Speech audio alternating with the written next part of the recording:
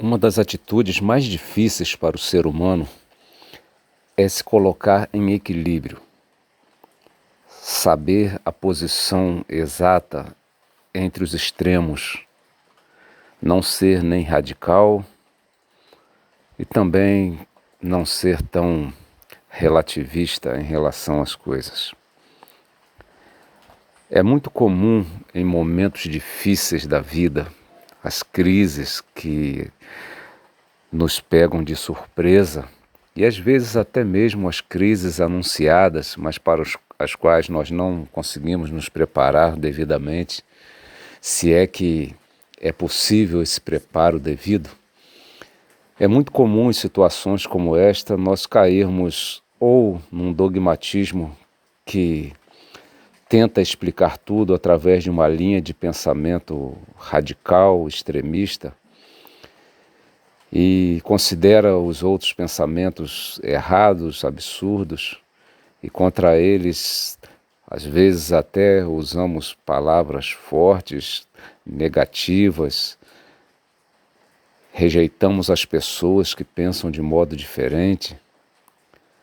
Ou também é possível, e é muito comum, que se caia no outro extremo, que é do relativismo total, onde tudo parece não fazer mais sentido e onde tudo também parece fazer sentido ao mesmo tempo, onde ninguém parece estar certo e ao mesmo tempo todos parecem ter um pouco de razão.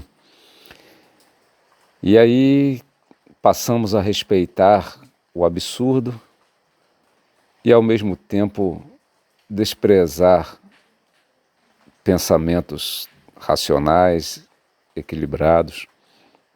O relativismo nos deixa à mercê das ondas dos pensamentos, dos sentimentos, das influências. Não nos dá um norte, não nos dá uma direção. Em momentos como este, encontrar o equilíbrio, ser sensato, é muito difícil. E é muito difícil encontrarmos pessoas também que tenham esse pensamento, esse equilíbrio, essa sensatez, essa prudência tão sonhada, tão desejada por grande parte da humanidade, infelizmente não toda ela. Houve um filósofo chamado Karl Jasper, um alemão, professor de Heidelberg, que foi expulso pelo nazismo um pouco antes do início da Segunda Guerra Mundial, um filósofo existencialista, um pensador que acredito que num momento como este seria muito interessante conhecer melhor, por causa do seu equilíbrio, justamente por causa da sua proposta sensata em momento difícil. E nós podemos falar que ele viveu um momento difícil. Ele sabe o que é ter de enfrentar uma crise, se posicionar diante de uma crise.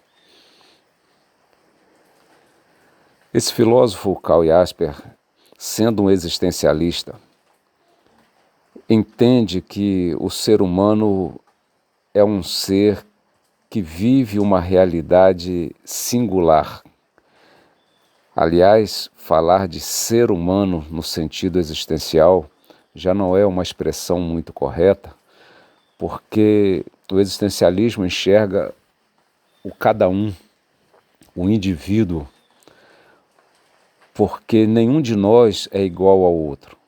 Falar de humanidade seria falar de uma essência comum, e o existencialismo parte da ideia de que cada um, de acordo com o modo, o lugar, as circunstâncias em que nasceu, as referências de vida que teve, vai construindo a sua vida de uma maneira diferente da vida do outro e, portanto, sem dúvida, ele passa a ter um olhar, passa a ter um sentimento, passa a ter uma perspectiva da vida diferente. Portanto, somos singulares. Cada um de nós foi jogado contra a vida de uma maneira diferente. Cada um de nós foi colocado perante a realidade de uma maneira diferente. Mas temos alguns aspectos em comum. Nós não podemos sair desta realidade que somos, uma realidade finita, limitada, uma realidade de sofrimento, de angústia, uma realidade de sonhos, de fugas. É um caminhar. A vida humana é um caminhar, é um construir-se, é um desejar, é um pulsar em busca de algo. Mas que algo é esse? Então, existem muitas correntes dentro do próprio existencialismo em que cada uma delas aponta esse algo como sendo um elemento diferente. Alguns dizem que vivemos em busca do nada, do vazio, é esse nada que nos impulsiona por ser uma abertura. Outros já olham para essa mesma realidade e dizem que não, nós tentamos nos encontrar nesse mundo, nos entender nesse mundo, nós tentamos achar o nosso lugar. E outros ainda colocam que Deus é a nossa busca, como Karl Jasper. O que Karl Jasper coloca é que quando nos deparamos com essa limitação, com esta finitude do ser humano, que é o ponto em que há o que ele chama de naufrágio, porque toda a nossa luta, toda a nossa busca, todo o nosso esforço, por mais efetivo que seja, por mais que possamos ter sucesso nesses esforços que fazemos, todos nós nos deparamos com o limite da vida, todos nós nos deparamos com esse muro no final. E durante toda a nossa vida nós olhamos ao redor e vemos que outros caem, outros também entram em ruína, e não apenas outras pessoas, mas instituições, projetos. Nada se perpetua, tudo tem o seu fim. Mas quando nos encontramos, através da nossa razão, com esta realidade finita,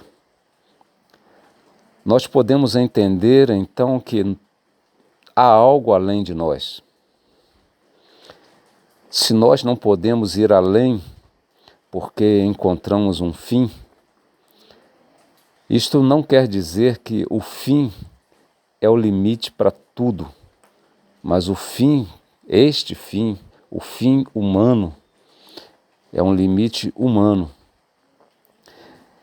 E sendo a nossa razão desejosa da continuidade, porque sempre estamos absortos pela ideia de continuar, de seguir em frente, de melhorar, de fazer acontecer.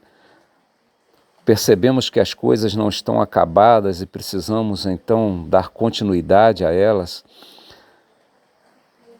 Isso tudo funciona como uma espécie de signo de uma realidade maior do que nós. Portanto, diante deste vislumbre, deste entrever esta realidade maior, que nós nunca conseguimos ver com clareza, mas conseguimos apenas perceber que ela existe, que ela nos é superior. Essa possibilidade que se abre ao olhar da razão, que não é uma abertura completa, voltamos a dizer, mas apenas um lampejo.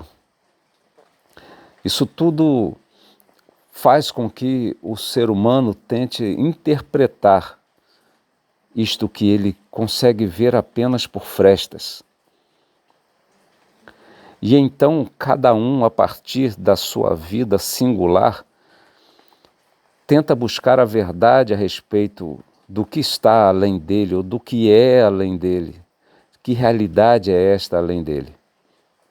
E aí, então, esta verdade a respeito deste assunto acaba também sendo uma verdade singular, uma verdade de cada um, porque ninguém consegue olhar esta vista pelo mesmo ponto, porque cada um está numa condição diferente do outro, está numa posição diferente do outro nessa trama da realidade.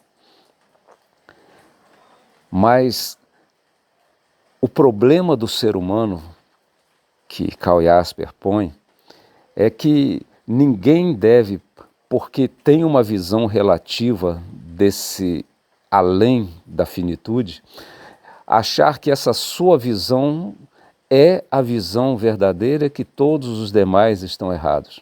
Mas deveria considerar que os demais, pela visão que têm, também estão em perspectiva de ter lampejos desta verdade. Mas um outro problema ainda que ele coloca é que, ao mesmo tempo em que nós não devemos achar que apenas eu, ou seja, apenas você, tem a verdade, você também não deve pensar que a verdade ela é relativa e ela é isto, este pouquinho, este pedacinho que apenas conseguimos enxergar diante de algo que sabemos ser muito maior. Então, é uma questão moral do ser humano respeitar os lampejos que cada um tem, mas não se contentar com os lampejos que tem, mas continuar essa busca, entendendo que a verdade é muito maior do que aquilo que ele conseguiu ver. Entender que esta verdade que cada um busca enxergar pelas frestas deste muro que está no fim da vida de cada um, esta verdade ela é maior do que eu consigo ver, é maior do que você consegue ver. E seria triste imaginar que esta infinitude que está além da nossa finitude, sendo ela capaz de enxergar a nossa limitação, ficar escondida atrás deste muro, sem se revelar a nós, numa espécie de maldade, de indiferença para com o sofrimento do ser humano, geração após geração, vida após vida, vida única, singular, que cada um passa, que cada um passou e cada um passará. Então, diante daquilo que nós somos, e que vemos, e que sonhamos, e para o qual nos sentimos pulsar de realização, mas que não atingimos, nós podemos pensar